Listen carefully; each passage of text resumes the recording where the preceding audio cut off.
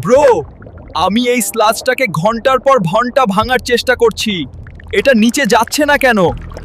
হেই ছোট ভাই, নিচে কি সমস্যা?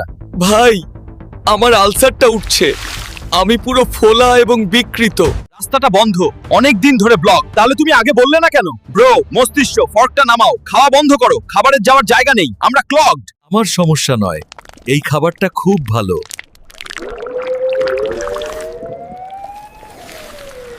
আমাকে উপেক্ষা করো না, ডাইজেস্টিং সমস্যা নয়, স্পেস সমস্যা। আমি সিরিয়াস, বন্ধ করো, আমি ফুলে উঠব।